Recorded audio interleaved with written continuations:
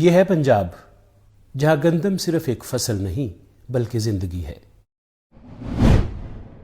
April کے آخری دنوں کی دھوپ، سونا رنگ کھیت اور فصل کی خوشبو، یہ سب تو وہی ہے، مگر منظر قدرے بدل چکا ہے۔ وہ کام جو کبھی بیلوں کے ذریعے کئی دن جاری رہتا تھا، اب مشین کی مدد سے چند گھنٹوں میں ختم ہو جاتا ہے۔ یہ کہانی ہے گندم کی تھریشنگ کی، اس کے بدلتے ہوئے طریقوں کی۔ یہ سفر ہے درانتی سے ریپر، بیلوں سے تھریشر اور تھریشر سے کمبائن ہارویسٹر تک کا۔ آپ کہہ سکتے ہیں کہ یہ ایک ایسا سفر ہے جس میں محنت، روایت اور ٹیکنالوجی سب شامل ہیں۔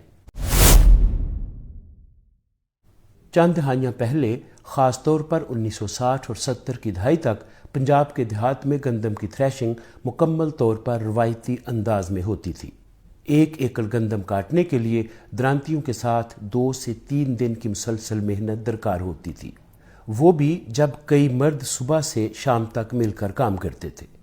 کٹائی کے بعد گندم کے پولے ایک بڑے گول دائرے میں بچھائے جاتے، جسے کھلیان کہا جاتا تھا۔ پھر بیلوں کی آنکھوں پر پٹی باندھ کر ان گٹھوں پر چلایا جاتا، تاکہ وہ کھلیان کے اندر ایک خاص دائرے میں آرام سے چلتے رہیں اور دانے بالیوں سے الگ ہو جائیں۔ اس عمل کو کئی گھنٹے بلکہ بعض اوقات پورا دن لگ جاتا تھا۔ لوگ ہاتھوں سے گٹھے پلٹتے، پھر انہیں لکڑی کے بڑے کانٹے نما اوزاروں سے ہوا میں اچھال کر دانہ اور بھوسا الگ الگ کیا جاتا تھا۔ اگر اس دوران بارش ہو جاتی یا ہوا نہ چلتی تو پوری فصل کو نقصان پہنچنے کا خطرہ ہوتا تھا۔ اب ٹیکنالوجی کی بدولت کٹائی نہایت آسان اور تیز ہو گئی ہے۔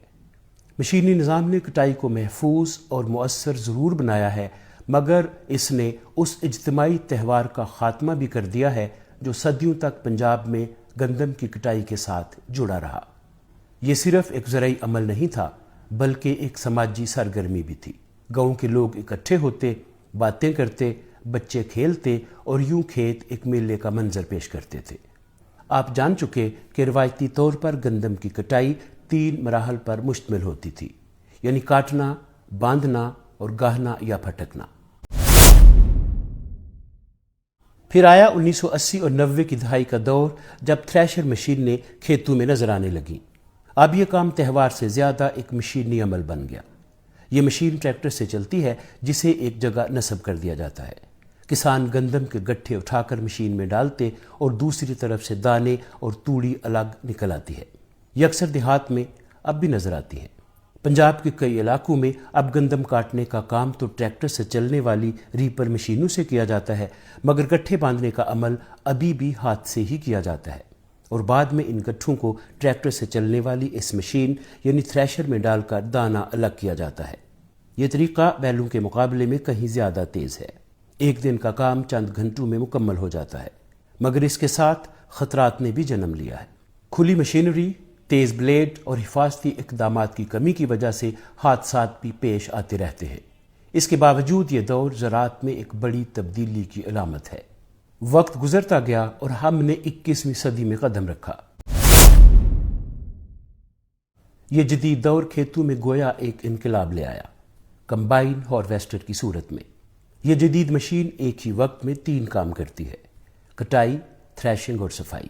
جہاں پہلے درجنوں مزدور درکار ہوتے تھے، اب وہاں صرف ایک ڈرائیور ہی نظر آتا ہے۔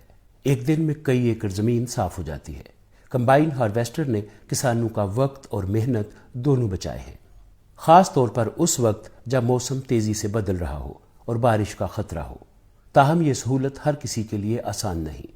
چھوٹے کسان کو یہ مشین کرائے پر لینا پڑتی ہے، جو اس کے لیے مہنگی ثابت ہوتی ہے۔ اس لیے وہ اب بھی گندم کی کٹائی درانتی سے کر کے بعد میں تھریشر سے دانہ الگ کروا لیتے ہیں۔ جہاں جدید ٹیکنالوجی نے سہولت دی، وہیں کچھ مسائل بھی پیدا ہوئے۔ کمبائن ہارویسٹر کے بعد باقی رہ جانے والا بھوسا اکثر جلایا جاتا ہے، جس سے فضائی آلودگی بڑھتی ہے اور ماحول متاثر ہوتا ہے۔ اس کے علاوہ کھیت مزدور جو پہلے تھریشنگ کے عمل میں حصے دار ہوتے تھے، اب ان کے لیے روزگار کے مواقع کم ہو گئے ہیں۔ وقت کے ساتھ سب کچھ بدلتا ہے، اور پنجاب کے کھیت بھی اس سے مستثنا نہیں۔ بیلوں کی گھنٹیوں سے لے کر مشینوں کے شور تک یہ سفر ترقی کی علامت ہے، مگر کہیں نہ کہیں ہم وہ سادہ زندگی، وہ میل جول، وہ کھیتوں میں لگنے والے رونق میلے پیچھے چھوڑ آئے ہیں۔ آپ کے علاقے میں اس وقت گندم کی کٹائی کے لیے کون سا طریقہ استعمال ہوتا ہے؟ کمنٹس میں ضرور بتائیے گا۔